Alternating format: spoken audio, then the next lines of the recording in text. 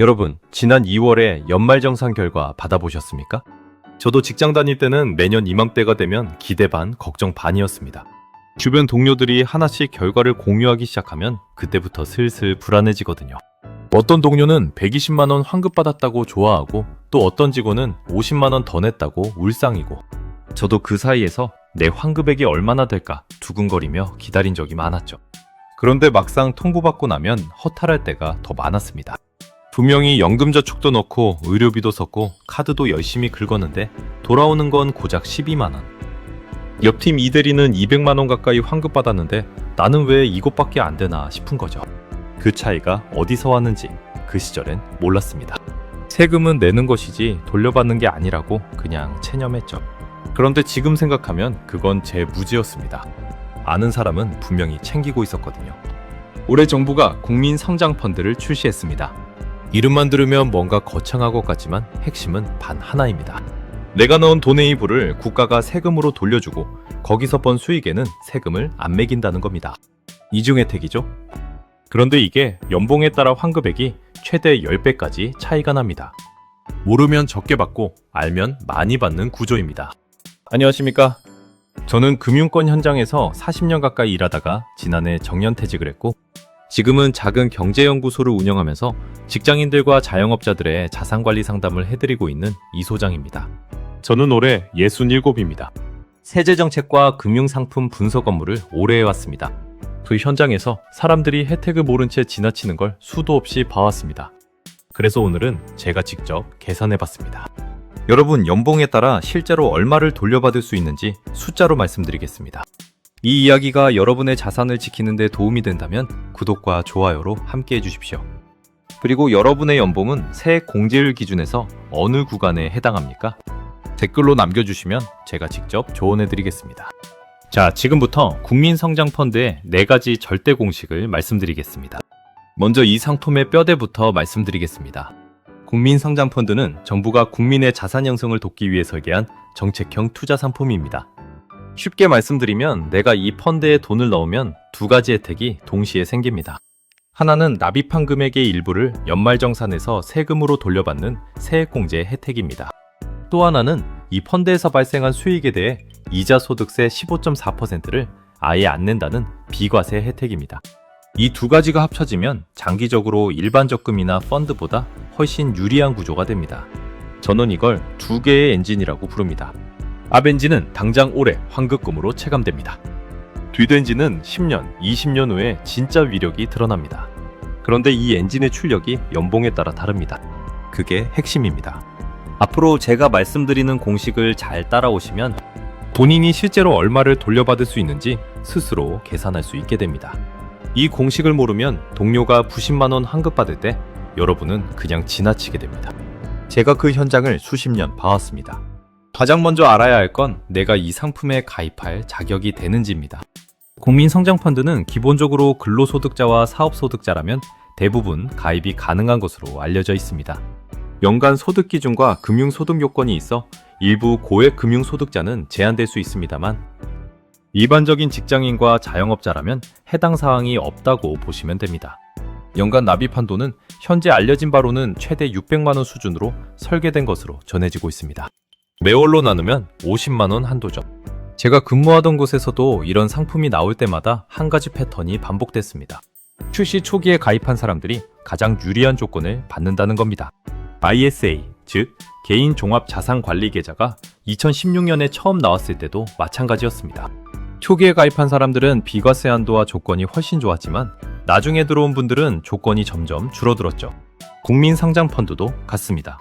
지금 이 소장이 말씀드리는 이 순간이 가장 빠른 시점입니다. 지난달 상담실에 찾아온 이대리라는 분이 있습니다. 32살, 총급여 3,800만원의 직장인입니다. 이대리는 연말정산을 매년 하는데 환급받은 적이 한 번도 없다고 했습니다. 가입할 여유자금이 없다고 포기하려 했는데 제가 계산해드렸습니다. 매월 20만원씩 납입하면 연간 240만원, 거기에 15%를 적용하면 36만원이 연말정산에서 돌아옵니다. 이대리는 그 자리에서 눈이 동그래졌죠. 매월 20만원 넣으면 36만원이 돌아오는 구조이니까요. 이제 핵심입니다.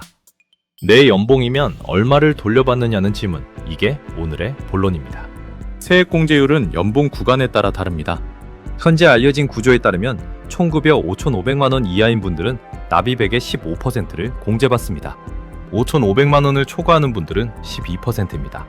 이게 처음 들으면 별 차이 없어 보이지만 실제 숫자로 계산하면 얘기가 달라집니다. 연간 600만 원을 납입했을 경우를 보겠습니다. 총급여 5,500만 원 이하인 이대리는 600만 원의 15%, 즉 90만 원을 환급받습니다. 반면 5,500만 원 초과인 최부장은 동일하게 600만 원을 넣어도 12%, 72만 원을 돌려받습니다. 28만 원 차이입니다. 10년이면 280만 원 차이가 나는 겁니다. 제가 2015년에 연금저축 세제 개편이 있을 때 현장에서 봤던 일이 생각납니다. 그 시절에도 공제율이 바뀌면서 연봉 구간별로 유불리가 나뉘었는데 대부분의 사람들이 자기 구간을 확인조차 안 했습니다. 그냥 남들 하니까 따라하거나 혹은 그냥 포기하거나 그 차이가 수십 년이 지나면 수천만 원 차이가 됩니다. 지난달 최 부장이라는 58세 대기업 직원이 찾아왔습니다. 연봉 8,500만 원, 은퇴가 3년 남았습니다. 최 부장은 어차피 12%니까 메리트가 없다고 했습니다. 그래서 제가 계산해드렸죠. 3년간 한도를 꽉 채워 넣으면 세액공제만으로 216만 원, 거기에 비과세 수익까지 합하면 실질 혜택이 400만 원을 훌쩍 넘는다고요. 최 부장은 바로 그 주에 가입하셨습니다. 세액공제는 당장 느껴지는 혜택입니다. 그런데 진짜 큰 돈은 비과세에서 나옵니다. 일반 금융상품은 이자나 수익이 발생하면 이자 소득세 15.4%를 원천 징수합니다. 100만 원 벌면 15만 4천 원이 세금으로 빠져나가는 거죠. 국민성장펀드는 이걸 안 냅니다. 숫자로 보겠습니다. 매월 50만 원씩 20년간 납입한다고 가정하겠습니다. 총 납입액은 1억 2천만 원입니다.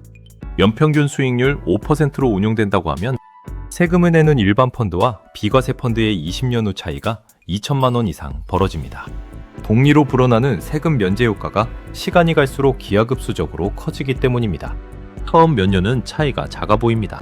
그러다 10년이 지나면 슬슬 벌어지고 20년이 되면 그 차이가 어마어마해집니다. 저는 퇴직하기 2년 전에 직접 계산해봤습니다. 제가 그때까지 비과세 상품을 제대로 활용하지 않은 것이 얼마나 손해였는지를요. 계산 결과를 보고 솔직히 허탈했습니다. 이걸 30대에 알았더라면 하는 생각이 들었죠. 여러분은 저보다 일찍 알게 되셨으니 지금부터라도 충분합니다. 지난주 상담실에 오신 박 과장이라는 55세 공기업 직원이 있습니다. 연봉 6천만 원입니다. 박 과장은 연금저축은 이미 하고 있는데 비과세 상품은 따로 없었습니다. 납입 금액과 기간을 계산해드렸더니 은퇴 시점까지 10년간 비과세로 절약되는 세금만 400만 원이 넘었습니다. 박 과장은 다음날 바로 가입하셨습니다. 이제 직접 계산해보겠습니다. 본인 연봉이 어느 구간인지 확인하십시오. 연봉이 총급여 기준 3천만 원이라면 연간 납입 600만 원에 15%를 적용하면 90만 원 환급입니다. 연봉 4,500만 원도 마찬가지로 15%, 90만 원입니다. 연봉 5,500만 원을 초과하면 12%를 적용해서 72만 원 환급입니다. 연봉 8천만 원도 동일하게 72만 원입니다. 그렇다면 연봉이 높을수록 불리하냐고요? 꼭 그렇지 않습니다. 연봉이 높은 분들은 납입 한도를 꽉 채울 여유가 상대적으로 있고 비과세 혜택의 절대 금액도 커집니다. 그리고 고소득자일수록 종합소득세 구간이 높아서 연금저축과 개인형, 퇴직연금을 병행할 때 절세 효과가 배가 됩니다. 제가 상담하면서 자주 쓰는 간단한 공식이 있습니다. 연간 납입액에 본인 공제율을 곱한 금액이 당장 올해 환급금입니다.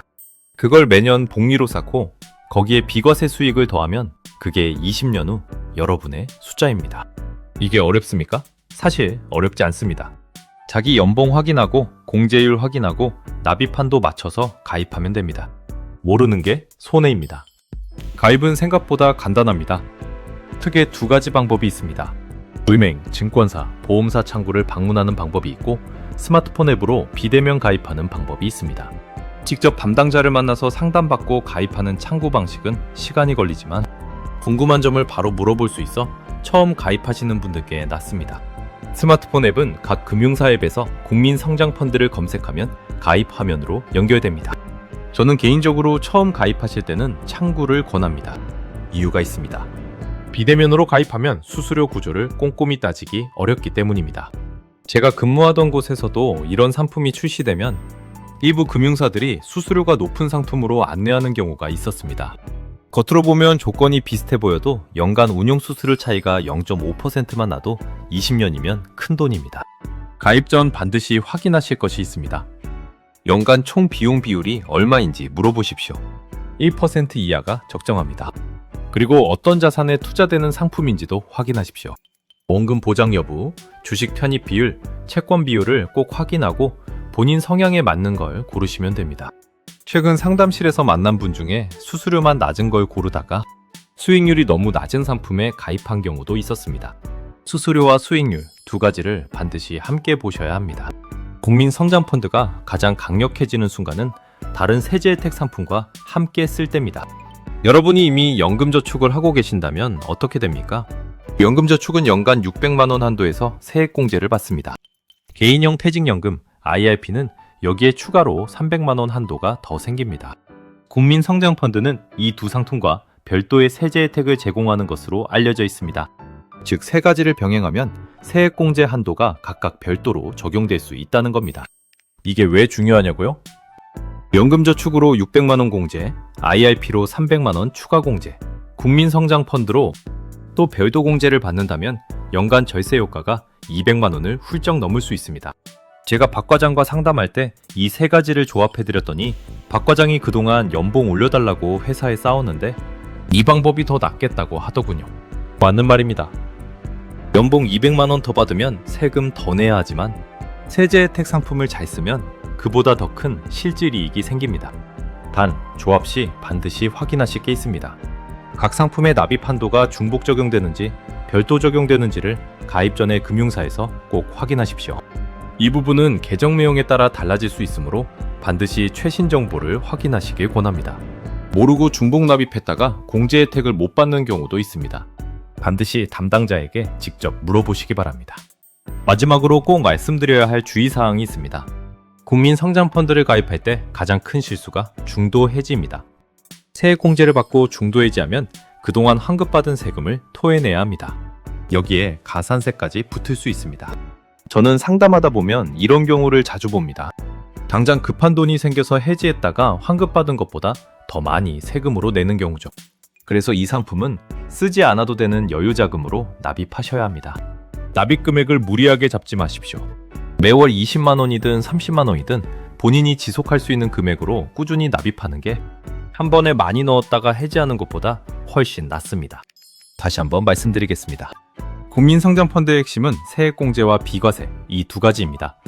총급여 5,500만 원 이하라면 15%, 초과라면 12%를 연간 납입액에 곱하면 올해 환급금이 나옵니다. 거기에 비과세 수익이 20년에 걸쳐 복리로 쌓입니다. 연금저축과 IRP와 조합하면 절세 효과가 배가 됩니다. 이게 전부입니다. 1997년 IMF 당시 저는 금융위원장에 있었습니다. 그때 살아남은 사람들의 공통점이 뭐였는지 아십니까? 국가가 내준 혜택을 놓치지 않은 사람들이었습니다. 퇴직금을 세제 혜택 상품에 넣어둔 상품, 비과세 통장을 미리 만들어둔 사람. 그들은 위기에서 흔들리지 않았습니다. 반대로 무너진 사람들도 있었습니다. 세금 혜택이 있다는 걸 알면서도 귀찮아서 복잡해서 나중에 하려다 놓친 사람들이었습니다. 그때나 지금이나 국가가 만들어주는 혜택은 아는 사람만 가져갑니다. 모르는 사람, 귀찮은 사람은 그냥 지나칩니다. 오늘 이야기를 들으신 여러분은 이제 선택해야 합니다. 오늘 확인하고 가입할 것인가? 아니면 나중에 하지 뭐하고 미룰 것인가? 내일 아침부터 작은 행동 하나만 바꿔보십시오. 본인 연봉 확인하고 세액공제를 계산하고 가입 가능한 금융사 한 곳만 알아보십시오. 그 작은 행동 하나가 10년 뒤, 20년 뒤 여러분의 통장 숫자를 바꿔줄 수 있습니다. 이상 이 소장이었습니다. 감사합니다.